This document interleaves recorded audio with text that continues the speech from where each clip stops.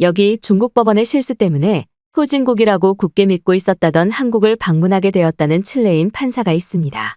하지만 그녀는 한국에 도착하자마자 단 하루 만에 길거리에서 충격적인 일을 겪고 모든 중국인 지인과의 연을 끊었다고 하는데요. 과연 한국을 방문한 외국인 판사에게는 무슨 일이 있었던 것일까요? 안녕하세요. 저는 칠레에서 보기 드문 여자 판사로 근무하고 있는 다니엘라라고 합니다. 어렸을 때부터 법조인이었던 아버지의 영향을 받아 남들은 평범한 학교 수업을 들을 때부터 법을 공부해왔었던 저는 저의 직무와 관련된 법조계 지식 말고서는 사실상 아무것도 모르는 어린아이의 경험에 불과했는데요. 그렇게 칠레의 국립법대를 졸업하자마자 신입 판사 자격을 얻을 수 있었던 저는 본격적인 재판 경험을 쌓기 전에 다양한 인종의 사람들이 근무하고 있는 대기업 로펌 회사에 취직하게 되었고 그곳에서 한 중국인 동료와 친해지게 되었습니다. 그는 단순한 사무를 봐주는 직원에 불과했지만 어째서인지 틈만 나면 저를 불러서 후진국 칠레를 떠나 중국에서 젊은 나이에 여행 경험을 쌓는 것은 어떻겠냐며 저를 유혹했고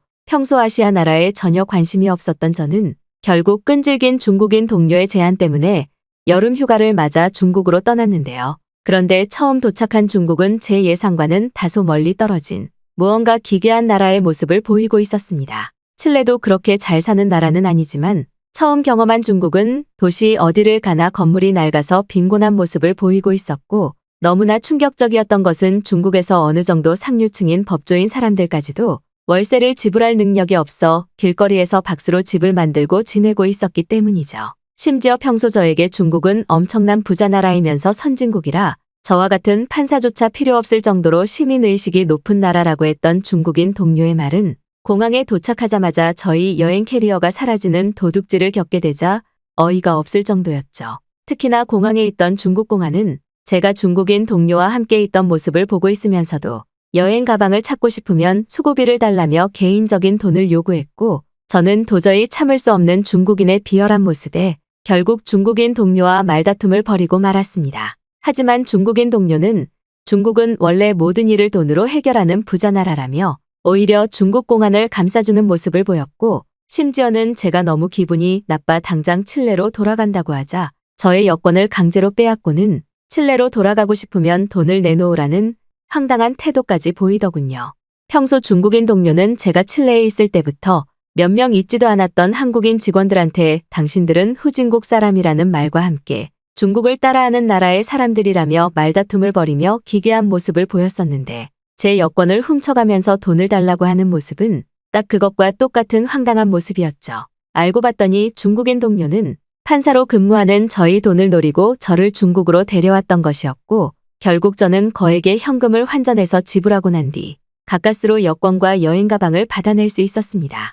감당할 수 없는 일에 중국 공항에서 눈물을 흘리며 넋이 나가 있었으나 공항에 있던 중국인들은 그 누구도 저를 위로하지 않았고 저는 결국 칠레로 돌아가려던 일정을 변경해 홧김에 한국으로 떠나게 되었는데요. 평소 한국에 대해 전혀 알지 못했지만 중국에서 칠레로 돌아가기에는 너무 먼 비행거리였고 휴가 일정도 너무나 많이 남았던 터라 저는 평소 중국인 동료가 그렇게나 열등감을 보이던 한국을 한 번은 방문해 봐야겠다는 도전에 가까운 일정 변경이었죠. 하지만 한국에 대해 전혀 알지 못했던 저는 누군가의 도움이 필요했고 결국 칠레의 로펌에 있던 한국인 동료에게 전화를 걸어 저의 상황을 알리고 조금이나마 여행 일정에 대한 도움을 구했습니다. 그런데 놀랍게도 한국인 동료는 자신도 현재 여름 휴가를 맞아 한국에 도착해 있다는 말과 함께 칠레보다는 훨씬 빨리 한국에 도착할 수 있을 것이라며 저에게 비행기 시간을 알려주면 공항에 있겠다는 배려를 보여줬고 저는 그 순간 알 수 없는 한국인 동료 수경의 친절에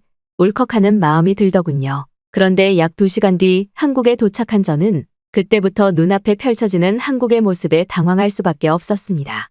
사실 중국에 도착했을 때에는 도저히 이해할 수 없을 정도로 치밀한 입국 검사는 물론 제가 입고 있던 속옷들까지 샅샅이 수색했고 심지어 저의 잠옷이 들어있는 가방까지 전부 공항 바닥에 펼치는 중국의 이해할 수 없는 입국 심사가 기본이었는데 한국은 이러한 과정 자체가 없었기 때문인데요. 한국의 공항에서는 그저 출입구처럼 생긴 문을 지나가니 자동으로 모든 입국 검사와 신체 검사가 완료되었고 이에 더해 저희 여행 가방에 들어있는 물건까지 내부 카메라를 통해 단순 검사만 할 뿐 중국처럼 치욕스러운 과정 자체가 전혀 없었습니다. 특히나 중국에서는 이러한 한국처럼 간편한 무인 입국 검사 기술이 없는 듯 모든 검사를 완료하는 데에만 5시간이 넘게 걸렸었는데 한국에서는 모든 입국 검사가 15분 안쪽으로 완료되었고 중국 공항에서처럼 이유를 알 수 없는 불분명한 목적의 돈을 요구하지도 않았죠. 중국에 처음 도착했을 때에는 그곳의 공항 직원들마저도 아무런 이유 없이 저희 어깨를 접촉하거나 입냄새를 검사한다는 핑계로 저희 목을 잡기도 했었는데 한국에서는 이런 비열한 중국 공항에서의 접촉이 전혀 없었을 뿐더러 모든 공항 직원들이 너무나 친절해서 눈물이 나올 정도였습니다. 그런데 한국에서의 진짜 놀라움은 바로 저의 모든 입국 심사가 끝나자마자 본격적으로 시작되었는데요. 기분 좋고도 짧은 입국 심사를 마친 뒤 저는 로펌 동료였던 수경을 기다리기 위해 공항 통로에 앉아 있었고 어느 정도 시간도 남았던 터라 저의 노트북을 꺼내 수경이 도착할 때까지 재판 관련 문서 작업을 하기로 했습니다. 그런데 아무리 찾아봐도 방금 전까지 있었던 저희 노트북 서류 가방이 전혀 보이지 않았고 심지어는 어디서 잃어버렸는지 기억조차 나지 않아 단 한 걸음도 움직일 수가 없었는데요. 이미 3시간 전 중국 공항에서 잃어버린 여행 캐리어를 찾고 싶으면 돈을 내라는 중국 공항 경찰의 부당한 제안을 경험했었던 저는 또 다시 반복되는 비슷한 일에 트라우마가 생길 정도였고 결국 급하게 핸드폰을 들어 수경에게 전화를 걸고 도움을 요청하고 말았죠. 그런데 울면서 전화를 걸려던 바로 그 순간 요리사복을 입은 한 한국인 남성이 저에게 다가오더니 혹시 한국 여행이 처음이냐는 질문과 함께 자신의 도움이 필요하냐며 말을 걸어왔습니다. 알고 봤더니 그는 공항 내부 식당에서 일하는 한국인 셰프였고 제가 도움이 필요한 것 같아 다가왔다며 저에게 안심하라는 말과 함께 자신의 식당 명함까지 보여주더군요. 다행스럽게도 어느 정도 영어로 소통이 가능했던 그에게 저는 중요한 서류 가방을 잃어버렸다며 도움을 요청했고 그는 저희 말을 듣자마자 잠시 팔짱을 끼고 고민하는 모습을 보였는데요. 그리고 저는 그 모습을 보자마자 역시나 한국도 중국과 마찬가지로 돈을 요구하는구나라는 실망감과 함께 결국 좌절하고 말았고 고개를 푹 숙인 채 또 다시 한숨을 내쉬며 수경에게 마저 전화를 걸려고 했습니다. 그런데 바로 그 순간 공항 안내방송으로 저의 서류 가방에 대한 색깔 그리고 크기에 대한 설명과 함께 내부에는 법과 관련된 문서 그리고 노트북이 있다는 공항 안내방송이 공항 전체에 울려 퍼졌고 저는 그 방송을 듣자마자 경악하고 말았는데요. 그랬습니다. 돈을 요구하는 줄 알았던 한국인 요리사분은 제가 고개를 숙이고 있던 사이 핸드폰 공항 어플을 이용 분실 신고 접수를 진행해 제가 잃어버린 가방과 상황을 문자로 보내 알렸던 것이었고 이러한 놀라운 선진국 서비스가 실행되고 있었던 인천공항에서는 곧바로 안내방송으로 저희 가방에 대한 행방을 찾고 나섰던 것이었죠. 그리고 한국의 선진국 놀라움은 이뿐만이 아니었습니다. 방송이 끝나자마자 몇몇 공항 직원분이 저에게 다가오시더니 핸드폰 사진을 통해 현재 접수되어 있는 서류 가방을 보여주겠다며 혹시 제가 잃어버린 가방이 있다면 말씀을 하라고 했고 저는 그 순간 한국은 중국과 완전히 본질적으로 다른 시민의식을 가진 선진국이라는 사실을 뼈저리게 느낄 수 있었는데요. 가방을 찾고 싶으면 먼저 돈을 내라던 중국 공항과 달리 한국의 공항에서는 주위 모든 사람들이 저의 가방을 찾기 위해 뛰어다니고 있었고 공항 직원들조차 바로바로 걸려오는 분실신고 전화 접수를 받으며 저의 가방을 찾아주기 위해 모두가 힘쓰고 있었습니다. 그리고 역시나 저희 잃어버린 서류 가방을 찾는 데에는 그렇게 오랜 시간이 걸리지 않았는데요.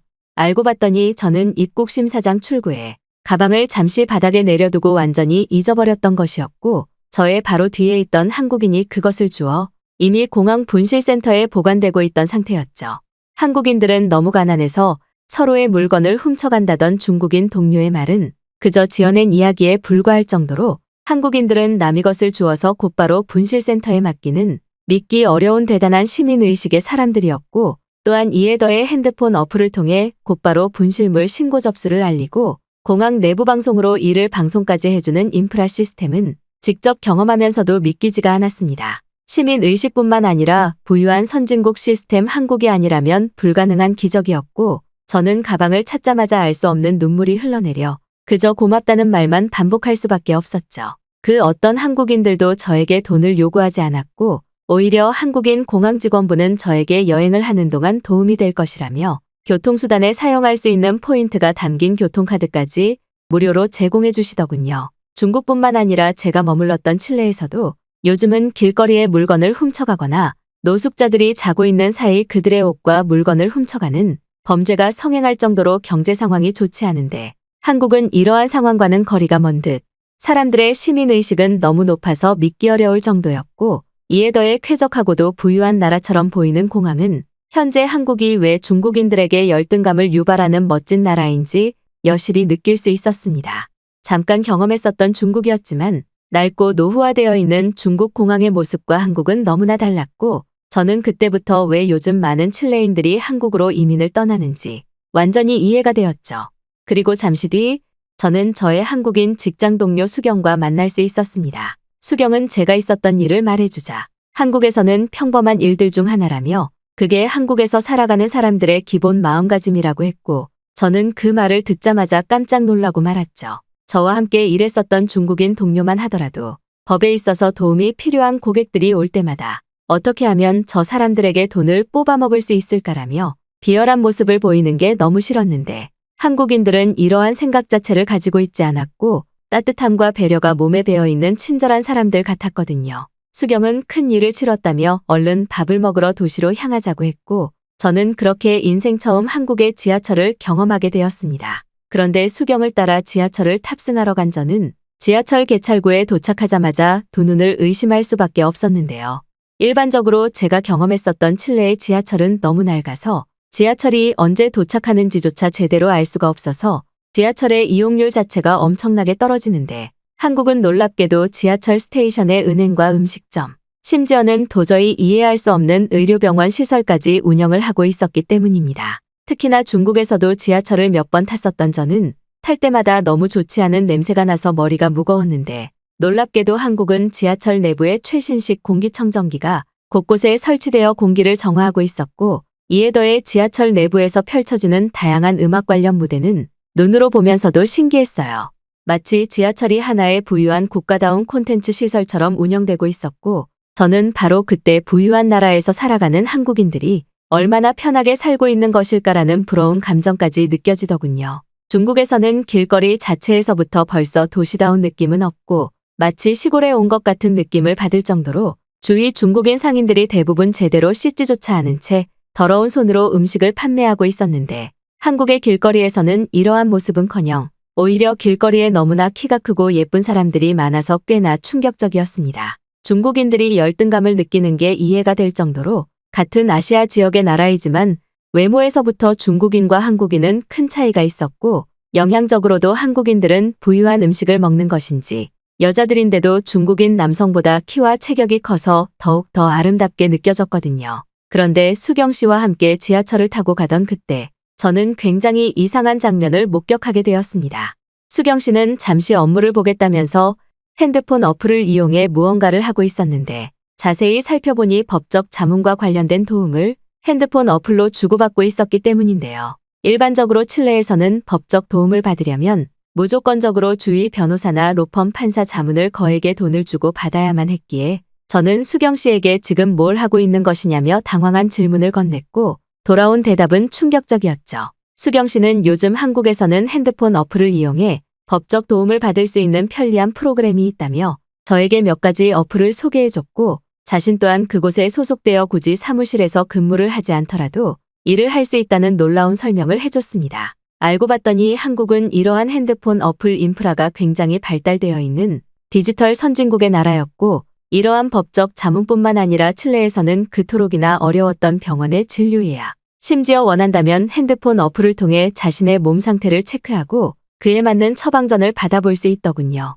말 그대로 디지털 인프라가 발달되어 있는 한국이 아니라면 절대 불가능한 선진국의 모습이었고 저는 중국과 너무나 다른 한국의 모습에 그만 엄청난 매력을 느끼고 빠지고 말았습니다. 사실 중국에서는 그 흔한 전화통화조차 기지국이 노후화되었다는 이유로 공항에서 통신을 하는데 굉장히 애를 먹었었는데 놀랍게도 한국은 지하철 내부에서 무료로 와이파이까지 이용할 수 있었고 이미 여기서부터 가난한 나라 중국과는 본질적으로 다른 게 느껴졌거든요. 엄청난 기술의 발달은 한국인들의 시민의식과 합쳐져 더욱 부유한 나라로 성장시켰던 것이었고 이미 양심까지 팔아버리고 가난한 나라로 전락해버린 중국은 더 이상 발전할 수 없는 상황에 처하고 말았던 것입니다.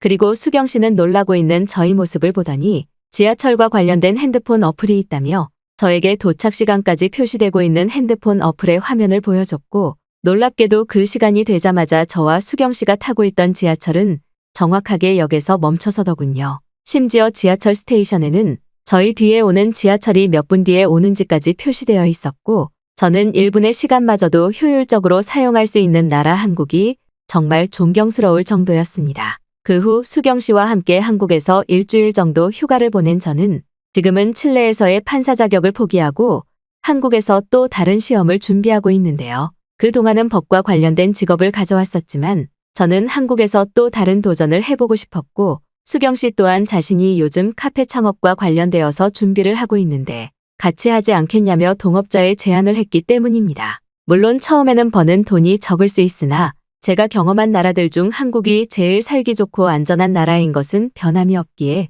저는 앞으로도 선진국 한국에서 쭉 지내며 당분간은 부러운 한국인들의 삶을 직접 체험해 볼 것 같네요.